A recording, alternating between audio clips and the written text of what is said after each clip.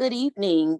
My name is Tahisha Rawlins with AARP Kentucky, and I'd like to welcome you to the second night of our three-part series on Alzheimer's and related dementias. Um, if you are joining us tonight for the first time, welcome. And if you attended last week, welcome back. We hope that you'll walk away tonight feeling more comfortable navigating the beginning of this disease and learning a little bit about the behaviors associated with dementias and Alzheimer's. Now, I'd like to turn things over to our speaker for tonight, Ms. Barbara Stats. Barbara, will you introduce yourself? Thank you, Tanisha. Yes, I'm Barbara Stats, and I am a community educator for the Alzheimer's Association. The reason I got involved with Alzheimer's Association was that in 2008, my husband, Al, was diagnosed with Alzheimer's at the age of 65. We both did everything in our power to learn as much about Alzheimer's as possible, and then to educate as many people as possible about this devastating disease. So it's my hope that by the end of this presentation, you will have a broader understanding and responding to dementia-related behaviors. There may be some repetition in this presentation, but this is necessary to fully comprehend and retain some of the information.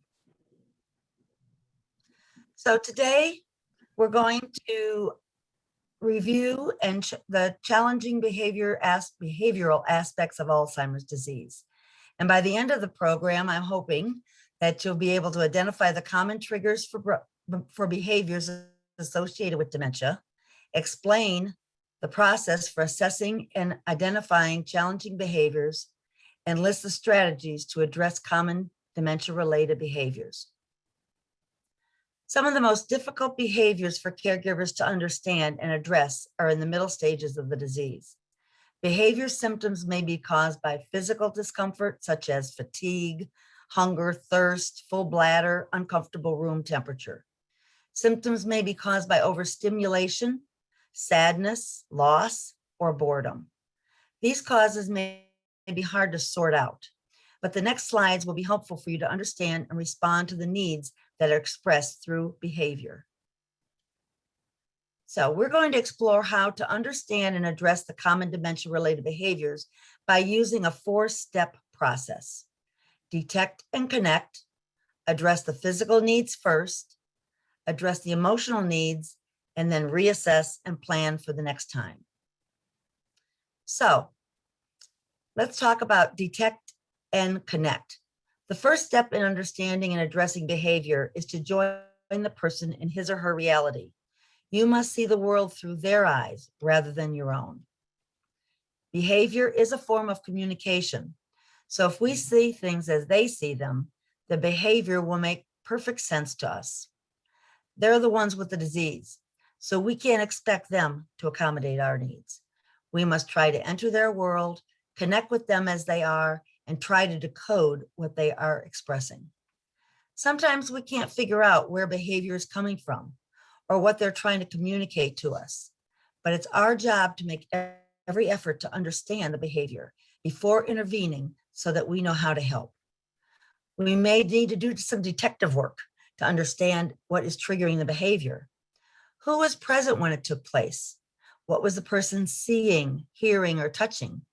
What happened just before the behavior began? What were you doing just before? Where were you just before the behavior began? When does the behavior tend to occur? Is it a particular time of the day? And how did you react to that behavior? So connect with the person as you assess the situation. Approach the person with respect and treat them as you would like to be treated in the same situation. Come to the person when you're coming up to them from the front. Identify yourself if necessary. Be on the same physical level as they are. Use eye contact and body language to convey a friendly approach. When I would visit Al once he was in the facility, I would always come around to the front, get down on my knee and tell him who I was. And so I didn't startle him, even though he knew who I was. This was a way of not taking him by surprise. They will respond much more to your body language than to your words. So be kind and helpful both in language and your emotional state. So first, we're going to address the physical needs. Explore needs that may be related to physical pain or medical condition. Consult with a physician to identify causes related to medications or illnesses. Note any sign of injury, whether any recent falls, any bruises evident on the body. Behavior changes may be due to reaction to new medications, interaction with several medications, a UTI, which is a urinary tract infection, indigestion, constipation, or other medical conditions. The needs may not be recognized due to the person's inability to recognize or talk about the symptoms. Report any unusual behaviors or symptoms to the doctor immediately so he can rule out any medical causes of the person's pain.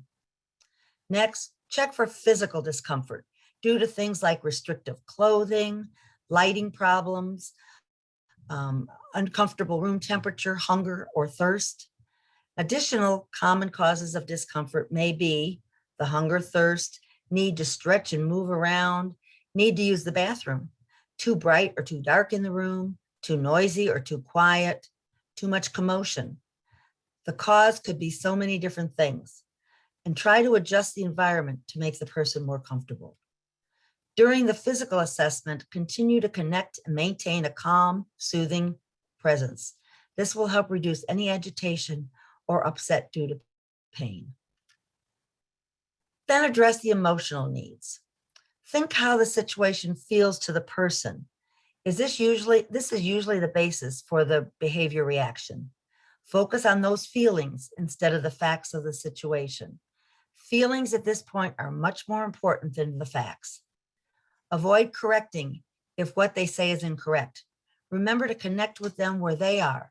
Telling them that they're wrong will only escalate the situation. They're going to try harder to convince you, and then they're going to get more and more upset. Let them know that you are with them and that they are safe with you. This may seem like a no-brainer if a person is a relative or a spouse, but remember that their reality is not your reality. So we don't know what is going through their minds. Reinforce that you are there to help and you are trying to make changes to make them more comfortable. You may not understand the meaning of their message, but you usually can identify the feeling behind the message. Address the emotion behind the behavior, and they will feel less overwhelmed and alone. And this will help de-escalate the situation together for both of you. Even if you're unable to know what the person is trying to convey, they will know you are trying, which may reduce frustration and anxiety. Let's listen to Rose, who's going to talk about redirecting some of her mother's agitation through activities. She was part of the family. She'd fold towels, and she'd fold towels all day long some days. Just, put them back in the basket, and then she'd give them to her, here's some more towels. And it may sound like it's cruel, but look, it kept her busy. It kept her movements going. It kept her, just kept her occupied, and it made her feel wanted and that she was contributing. We created a routine for her that worked for her around her agitation and, her sleep patterns. So every day she was in the same routine for the most part. And every day she did something. She was always in the kitchen every day helping do something. Sometimes she'd rinse dishes, but she was always near the kitchen sink because she spent most of her life in front of the kitchen sink. Now she was just doing it in different ways. And going for a walk, going out in the car for a drive, walking around the yard, watering plants. Those are all things that she did, and we just had her continue doing them. So as Rose said, she addressed creating activities to allow her mother to both stay busy and channel her energies into tasks. She kept a routine that worked for her and her mother was able to continue to contribute and feel needed. Now, Al always wanted to help me, but unfortunately, he was not able to perform all the tasks that he had previously done. And it's so interesting that Rose used some of the same tactics that I did with Al.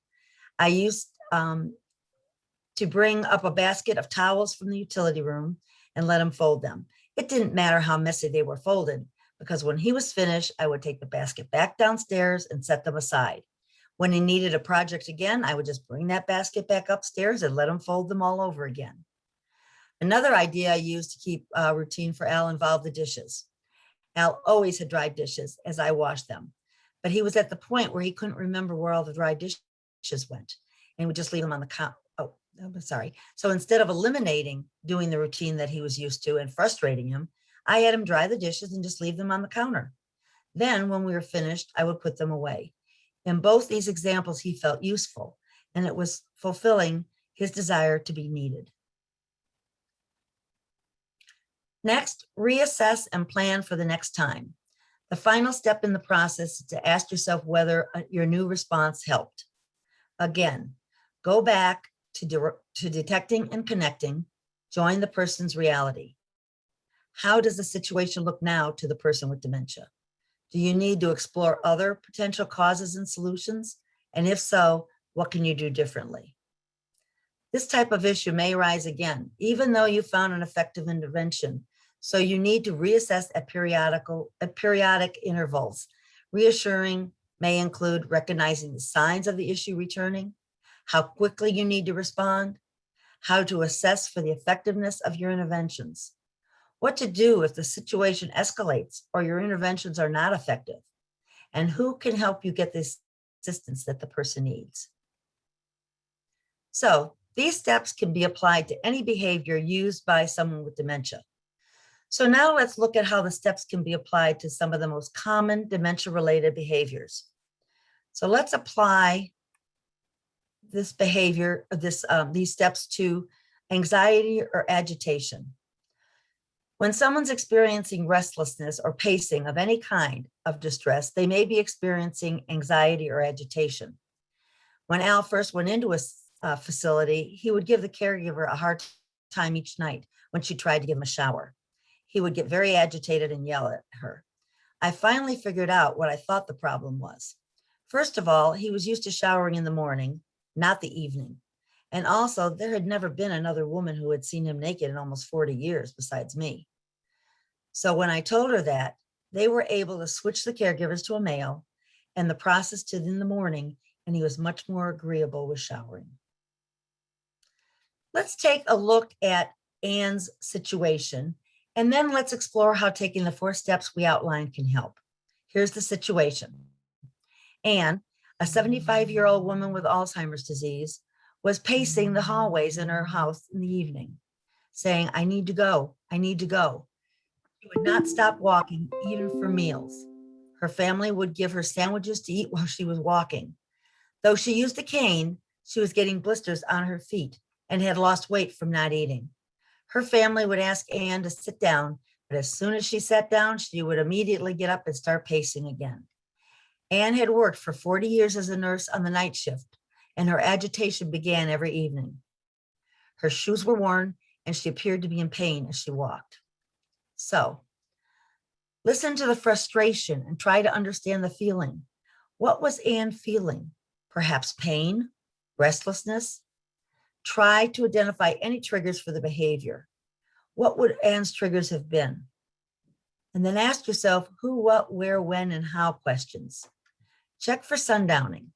Sundowning is a neurological phenomenon associated with confusion and restlessness. The causes are unknown. Sundowning usually occurs in the late afternoon and early evening.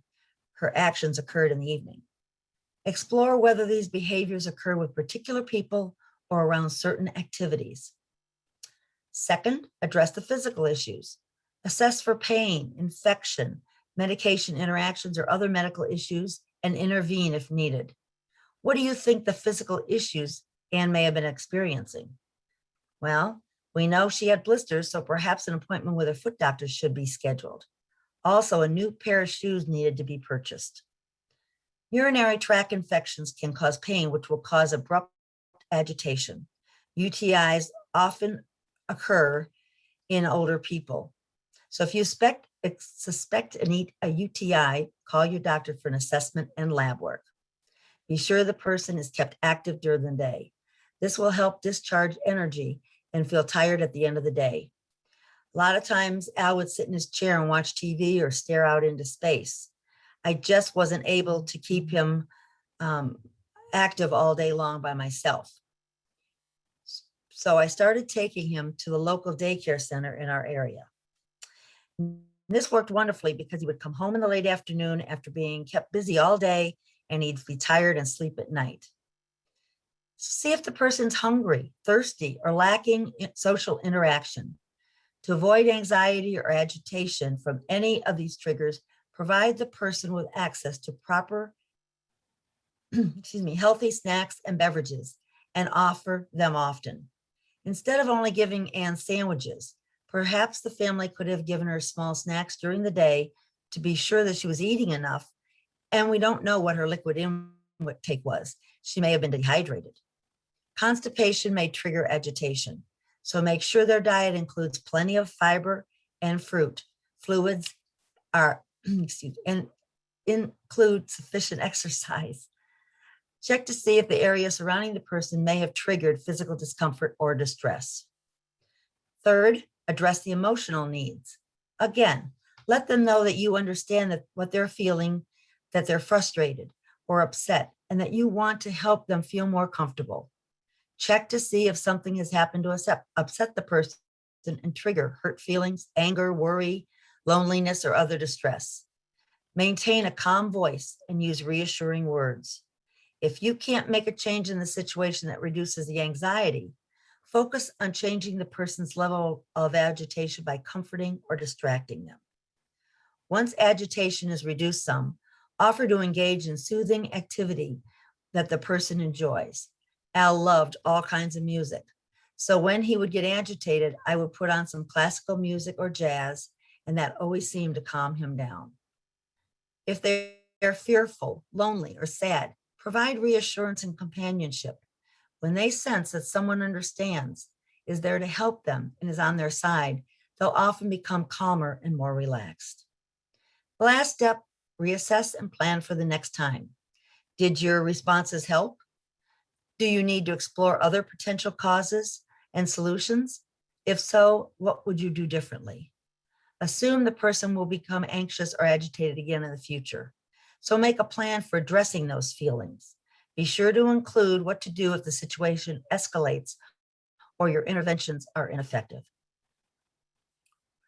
Now, let's apply the steps to confusion or suspicion. When someone with Alzheimer's is confused, they may not recognize familiar persons or places. If the confusion is coupled with suspicion, they may accuse others of stealing, being unfaithful, and so on. It is difficult for caregivers to understand why the person doesn't know them or the fact that they question their character. My dad had dementia. He became extremely suspicious and was convinced that my mother was unfaithful to him, even though they'd been married for 52 years. But the worst part was not that he thought she was unfaithful, but that he thought she was going out and standing on the street corner and picking up strange men. She had to end up taking him everywhere she went, even to the beauty shop. But that helped alleviate his suspicions. And even though it wasn't ideal for my mom, it did seem to work. Another time, my mom and dad were visiting us in our state, and he wanted to hide his wallet because he didn't trust the stranger that was in the house, who was actually his grandson, but he didn't recognize him. So let's look at another situation with Anne. When Anne's family comes to visit and evening begins, she becomes very suspicious that people are trying to get into her house and are watching her through her big picture window. She becomes suspicious of her family for not making those people go away, and that they all must be in cahoots with each other. So if we look at the Anne situation in mind as we review these steps, the first, of course, is detect and connect. Try to stay calm as you explore. What is the confused or suspicious behavior? When is it happening? Anne's behavior began in the evening, so perhaps she was experiencing sundowning. With whom did it occur? Was someone in Anne's family causing her suspicions? Where does the confusion and suspicion occur? How does it manifest itself? Check the environment for potential sources of confusion. Let's address the physical issues first. Rule out any medical issues such as an infection, low blood sugar levels, etc. If they're experiencing pain, see how you can make them more comfortable. If they're taking pain meds, talk with the doctor to see if there's any side effects or drug interactions that may be happening. Assess for physical discomfort due to environment, overstimulation, fatigue, and so on. And then modify the environment if needed and if possible. Anne's problem could have been that she was seeing family reflections in the window and thought there were strangers outside. Closing the drapes each evening would take care of the reflection of family. Also, maybe the lighting need to be turned up so that there were no shadows. Respond with brief and accurate explanations, but avoid arguing. Offer corrections as gentle suggestions. Don't escalate your energy level, as that will cause the person to match it and even increase it. Show photos and other reminders to trigger the person's recognition of what may have happened. If items are lost and no one can find them, try to find a solution by duplicating them or having on hand multiples of the often used item. Al lost his wallet a lot. So I bought several cheap wallets at the dollar store. And when he would lose one, I would just go get another one and hand it to him. That always made him smile and it calmed him down. Just be sure there isn't anything of a value in that wallet. Remember that you need to diffuse the situation, not convince the person of the truth. Next, we would address the emotional needs. Let them know you understand that they're upset in what ways. Let them know you will take care of the situation. Repeat this message as they calm down. Remember to enter their reality. Let them know you want to help and are on their side. Agree and acknowledge that you understand and apologize if needed. I'm sorry this is happening. Let's see what we can do to fix it. Try not to take the person's confusion or behavior personally. I know this is difficult when they're lashing out at you, but it is the disease causing the behavior and not a reflection on their trust in you. There's an expression in Alzheimer's circles that says, the person with Alzheimer's is not giving you a hard time. He or she is having a hard time. And last, reassess and plan for the next time. Did your responses help? Did you need to explore other causes and situations and solutions? If you think there may be other solutions, try them and continue to reassess through the process. Assume they will get suspicious or confused again, and make a plan for that, because I assure you it probably will happen again. So now let's apply these steps to aggression. Sometimes a person with Alzheimer's will become aggressive verbally, physically, or both. You may be able to identify a trigger for this behavior, but there will be times when it may seem to appear for no reason. So let's go back to Anne and her husband, Bill, and see how they deal with her aggressive behavior. Then we'll explore how taking the 4 steps we've been talking about can help. Anne's husband, Bill, is standing at the back of the room, leaning against the wall with his arms crossed, watching television. Anne walks in and tells him sharply, "You aren't the boss here." Bill ignores the comment and continues to watch television. Anne comes closer, raises her voice and says, "You can't tell me what to do." When Bill doesn't respond, Anne comes up to Bill and hits him on the arm with her balled fist. Now, prior to her dementia symptoms, Anne was quite calm by nature and would never exhibited this behavior. Lately, her outbursts are becoming more frequent. She continues to come at Bill, who retreats from her and locks himself in the bathroom to avoid further conflict. He does not have a cell phone with him. Since both of them are avid hunters when they were younger, there are guns in the house, but Bill has removed all the ammunition. So, step 1, again, we're going to detect and connect. Identify the immediate trigger for aggression. What do you think it is? May not be logical, but rather automatic reaction to something they're perceiving. Ask yourself the who, what, when, and how questions to explore the situation. Gently say their name and let them know you understand that you're there to help. Apologize if it seems it would calm the person down. You may be apologizing for something you didn't do, but remember, we're dealing with their reality, not ours. What do you think the triggers in this situation were for Anne? Well, I would imagine Bill standing in the back of the room with his arms crossed came across as an aggressive action to Anne. Also, he would not talk with her. Finally, his rejection of her by locking himself in the bathroom must not have only been hurtful, but given her a feeling of rejection and that he didn't care about her words or feelings. Also, by locking himself in the bathroom without his cell phone, he had no way to call for help if need be. So, first of all, let's address the physical issues. Rule out medical issues, like we said before, limit or remove any distractions.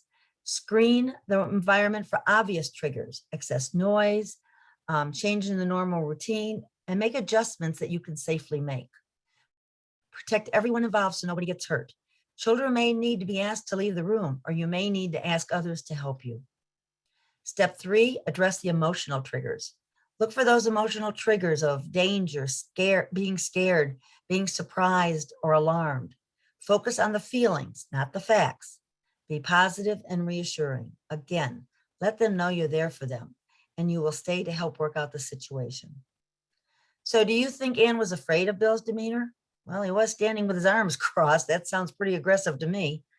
If Bill's attitude had been different and he had showed concern and tried to reassure Anne, she may not have become so aggressive. And last, reassess and plan for the next time. Once you've settled on interventions that are effective in calming the person down, know that, again, this behavior will happen and may even increase in degree. Make a plan to avoid being surprised.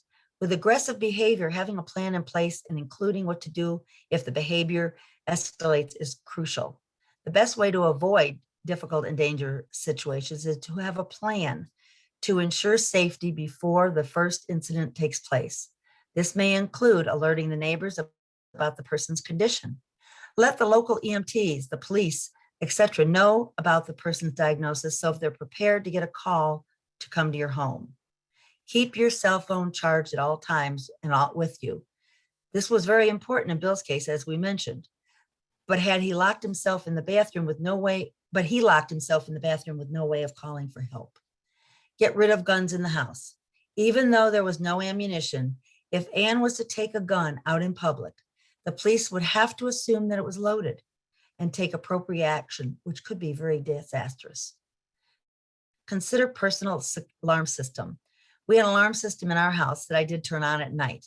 I thought I would always hear Al get up in the night, but I was so tired from the lack of sleep and stress that I didn't hear him get up. So at 5 a.m, the alarm went off.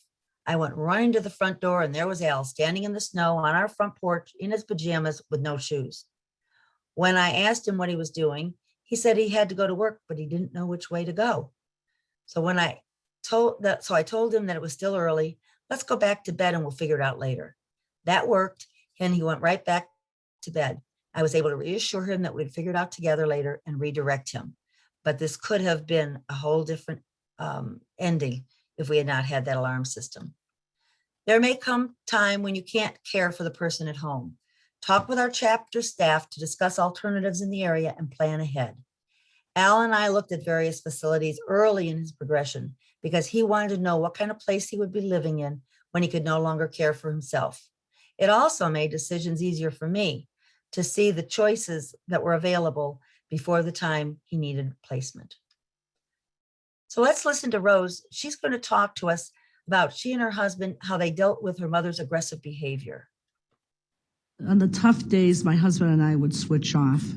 And my mom had forgotten all her English and had gone back to speaking only Greek. So she just spoke Greek, and my husband doesn't speak Greek, so it was perfect. So when she was agitated and she was cussing and yelling and saying all kinds of obnoxious things, my husband couldn't understand. So to him, it didn't matter. So when she was in that mode, we'd switch off and, he'd take her for a drive. She'd stare out the window, eat fries, and she'd be fine. And they would give me a break to really decompress from some of the stuff she was saying that I know she was just saying them, their words, but I'm a human being as well, and I was taking them personally. It can help a lot to have others involved in the caregiving. Give yourself a break. Even though this person is acting this way because of the disease, like Rose said, you still have feelings that need attention. Get others to help in the care of your loved one, friends, family, church members, anything like that. 2 of my friends from church each took one day each week to be with Al. so that I could take 2 days off just for myself.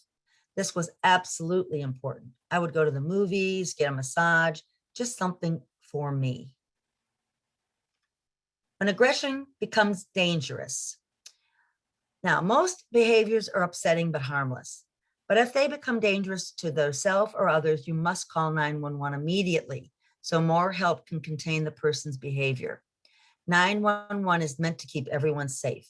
Remember, it's not only your right, but it's your responsibility to make the call when the situation has escalated to crisis level and people are at risk. Let the dispatcher know the person has Alzheimer's or another form of dementia. This will prevent them from making the wrong assumptions. For example, if alcohol or drugs were involved. So now let's apply these steps to repetition. Persons with Alzheimer's may repeat words, questions, or behaviors. Repetition is very common, but quite frustrating to caregivers. When someone asks the same question over and over and over again all day long, it grates on your nerves pretty quickly.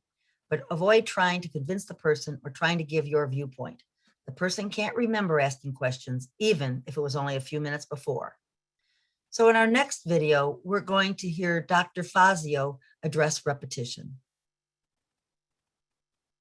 Repetition is really one of the most common and also frustrating behaviors for caregivers.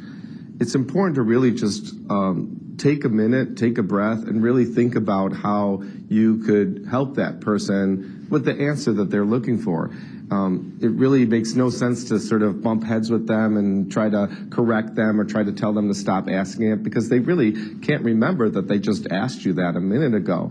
So thinking about how you could provide an answer that's reassuring, even though you might be doing it over and over and over again. So now let's look back at the 4 steps again when dealing with repetition. Step 1, detect and connect. Stay calm and be patient. Again, ask those who, what, where, when, how to look for triggers and patterns. Accept the behavior. Don't fight to stop it. In order to intervene successfully, you will need to work with the behavior rather than against it. Try to determine what is causing the repetitive questions. Did you let them know you were going somewhere or someone was coming too soon? So they're repeatedly asking you where you're going or when they're coming. Address the physical issues. As always, we're going to look for that pain first. Are they experiencing pain? And if so, make the necessary adjustments to alleviate the pain. Check for physical environments for triggers. Call medical professionals to assist if the behavior changes suddenly. This may be due to a UTI or another medical issue or medication side effect. Third, address the emotional needs. Focus on emotions the person is exhibiting. Is it anxiety, frustration, fear? Say something to recognize that emotional state to help move to the next state of intervention. Keep in mind, emotion behind the behavior may be fueling the repetition. You may diminish repetition by addressing the emotional need. Briefly answer the person's questions or concerns. Don't ignore them. This will only agitate them more. Repeat the same answer. It may be that the person is having trouble processing your words or can't retain them. Use memory aids like notes, photos, and calendars. Notes are a great idea, but they didn't really work with Al because he would always forget to look at the notes or he couldn't find them. Now, when he was in the facility, I would bring photo albums for us to look at of family, friends, and some of the trips we had taken. And also, they had a shadow box in the room that I was able to fill with photos of our family. And then each time I would come to visit, we would go over them and reinforce in his mind who was who. Remember that repetition is part of the disease. You will need to deal with it. Engage the person in purposeful activity to redirect their focus.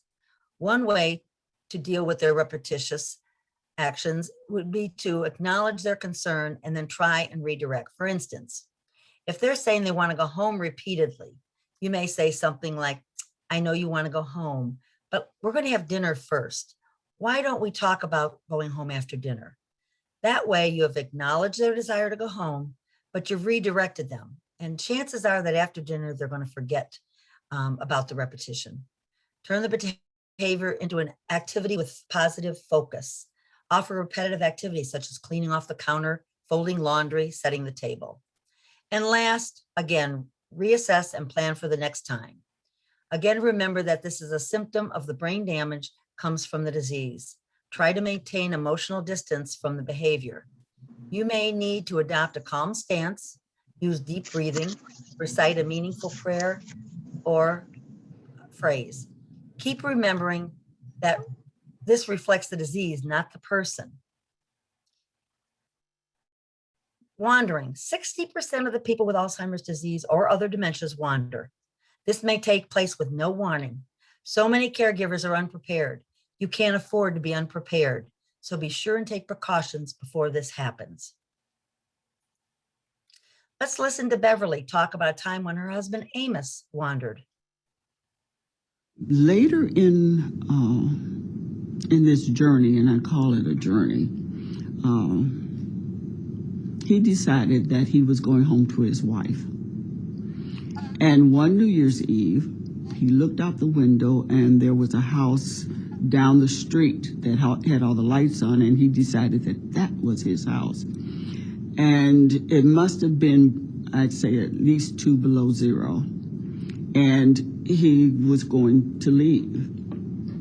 I had a double lock on the door, but I had left the key in. And he decided he was leaving. And I said, well, Amos, I'm your wife. No, you're not. My wife is waiting for me. And he would laugh when I said that I was his wife. So he got up and I said, Amos, I'm going to call the police if you walk out the door. And Amos, in his usual manner, said, you do what you have to do. And he walked out the door. Well, he walked out in his house shoes 2 blocks down the street. And I got in the car and drove around. It just so happened that it was a neighbor's mother, and she knew what was happening, and she talked to him, and we got him back in the car and drove him home. Wandering can be very dangerous for someone with dementia, so call the police immediately. Kind of a funny story with my dad was that my mom woke up in the middle of the night and my dad was getting dressed. She asked him what he was doing, and he replied that he needed to get out of there because his wife would be furious if she knew he was with another woman. So my mom was able to calm him down, explain that she was his wife, and get him back into bed. Thankfully, we can laugh about that today, but it could have ended up much differently if he had gotten out of the house and started wandering before she woke up. Some tools to help in case your loved one wanders are offered by Alzheimer's Association. Medical Alert has teamed up with Alzheimer's Association to create the Safe Return Program. It has a national information and photo database operating 24 hours a day, 7 days a week, with a toll-free crisis line. It works through Alzheimer's Association chapters across the country, law enforcement, and other emergency responder agencies. It's a program where you can purchase a piece of jewelry for the person with dementia to wear, which has their name, ID number, and contact information on it. Since Al always wore a necklace with his allergies listed, he had no problem wearing one for his Alzheimer's.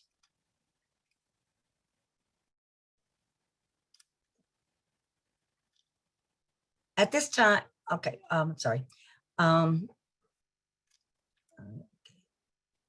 there are several ways to contact the Alzheimer's Association, as you can see on this slide.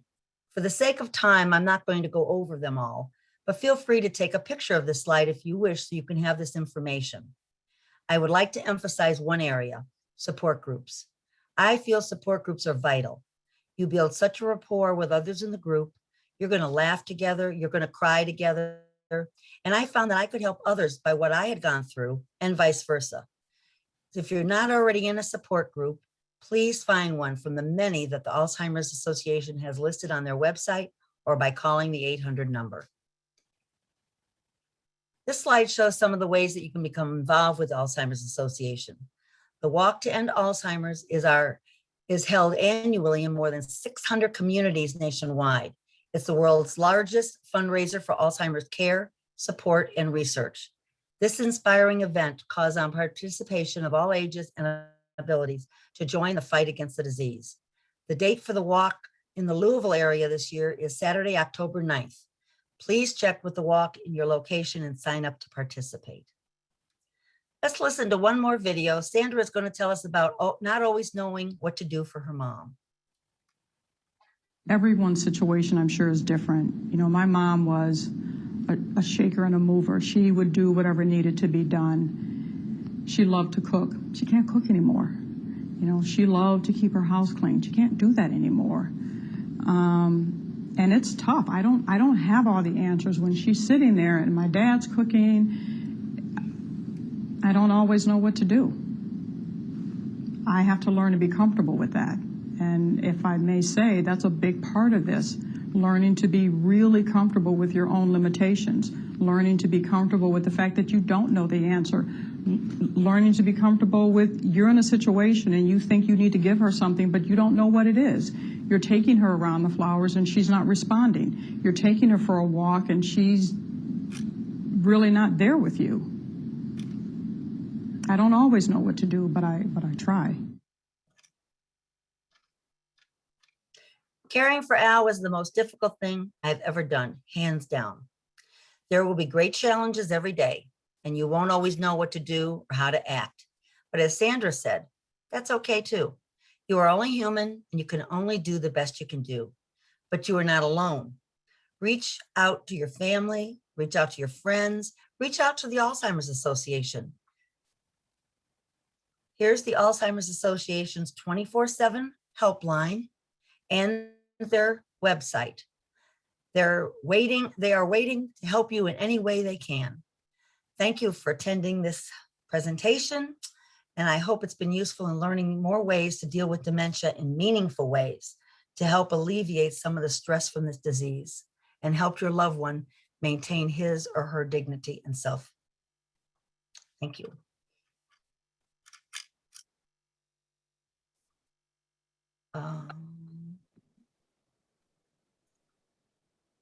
Elizabeth?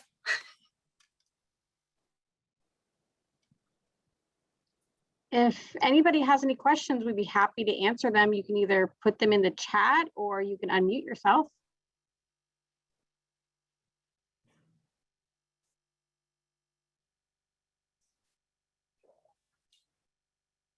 No questions?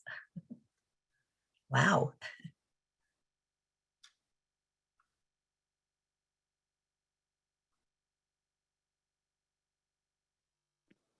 Well, okay, if there are no questions, we, on behalf of the University of Louisville Traeger Institute, AARP Kentucky, and the Alzheimer's Association, we thank you for joining us tonight. And remember, we will be back this time next week with our third in the three-part series on Alzheimer and related dementias. Thank you all and have a great night. Thank you. Bye-bye.